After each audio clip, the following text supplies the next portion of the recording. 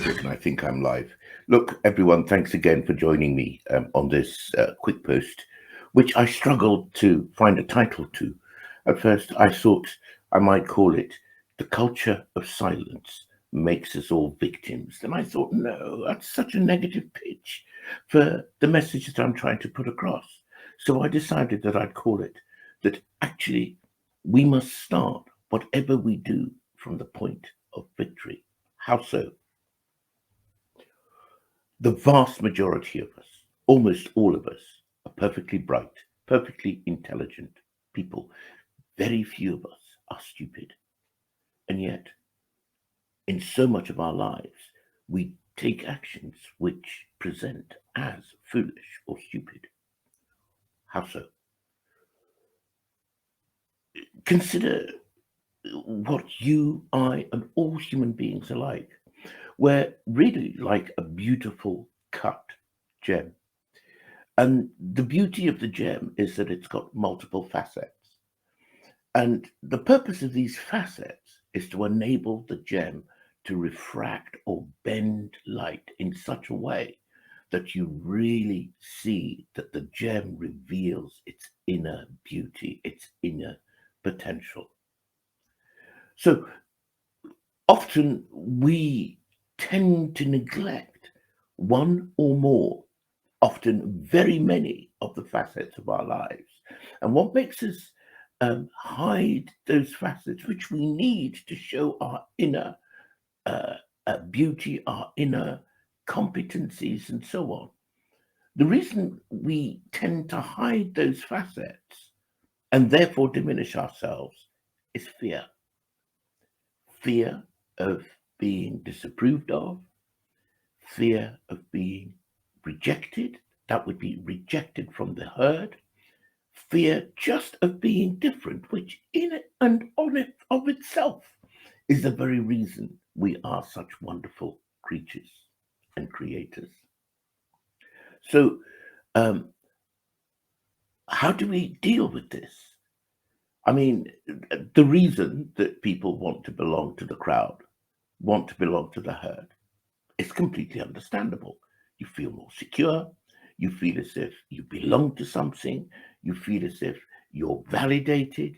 You feel as if you're not on your own if you have a problem. Even if you're going to hell, you're going to hell en masse with other people. But this doesn't create value for you or I, particularly in our present circumstances. Look, recently there's been a chat again on the mainstream media about the possible appearance of a new variant of the virus that shall remain nameless. And the Prime Minister of the United Kingdom, for example, has been taking questions as to whether or not a further lockdown is coming. Well, anybody who has a scintilla of intelligence will realize that when these conversations start coming up in the mainstream media, they are for two purposes. One, to keep us anxious and fearful about uncertainties in the future, or to signal the fact of where they want to take us to. Whatever the case, it seems to me that in the period coming up, quite apart from the shenanigans that are going on in Ukraine right now and the hysteria that's being whipped up by the mainstream media, it looks as if, owing to supply chain disruptions, fuel price increases, and other increasingly apparent difficulties that we've got, we are heading towards some further crises. This would be the point for us to learn how to deal with our fear. Let me just segue to one philosophy that I am familiar with. You will have your own, which explains the physics of this. It's an Eastern Oriental philosophy called Buddhism, and it talks about there's a principle there which talks about something called Esho Funi. Now, Esho Funi means that your life and the life of your environment, Esho,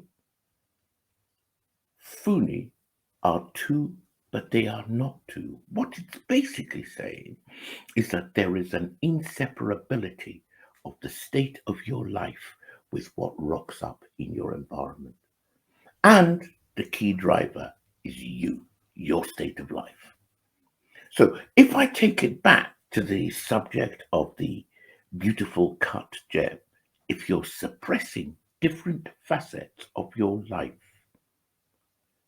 those suppressions will manifest in your environment. So fear is a really powerful driver of human behavior. And often people are talking about how to overcome their fears. But I can tell you this, and of course, you must follow whichever meditative practice, religious belief, or atheistic beliefs which enable you to achieve this.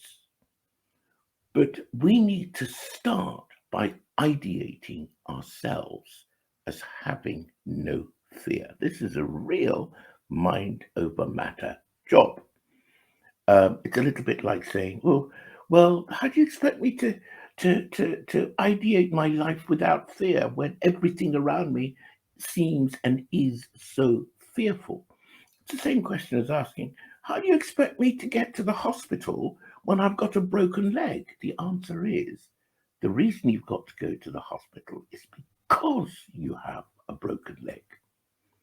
So we must start as individuals in our love and our light and our abundance.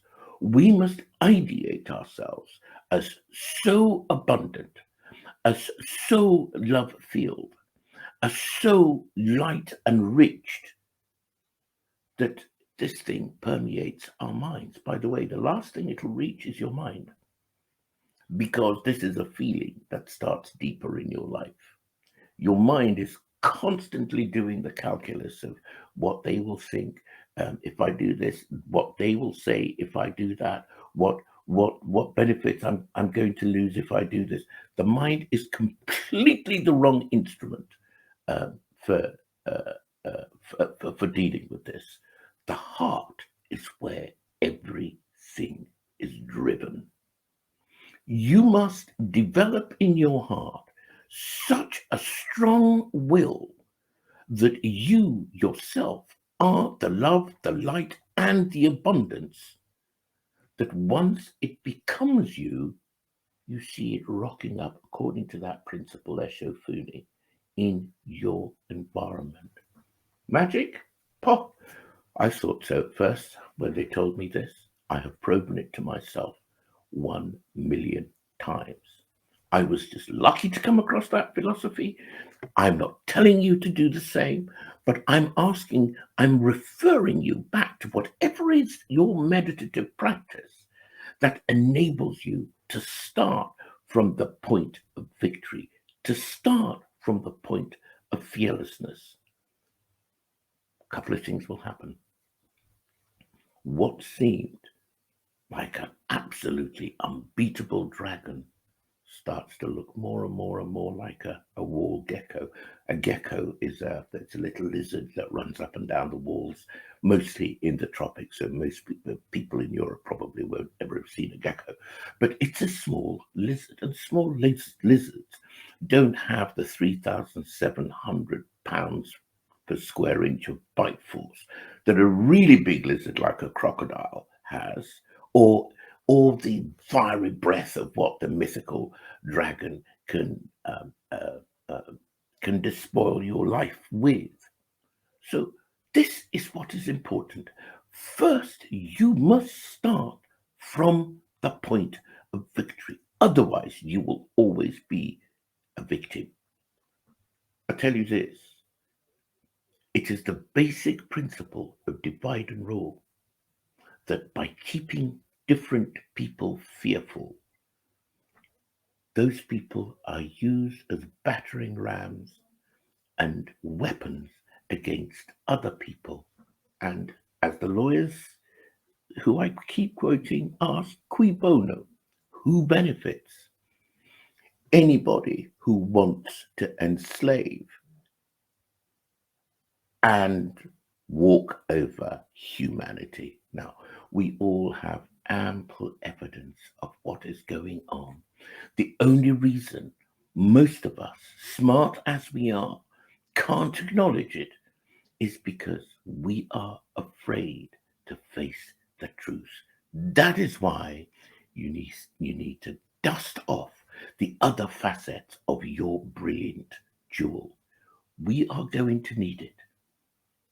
Without being able to overcome our fear, we will remain mute while all manner of evil is perpetrated. We will be turned one against the other, and only in turn will they come back and predate upon us. By the way, everything that's happening to the rest of the Australian population was done to the Aboriginals who first lived there.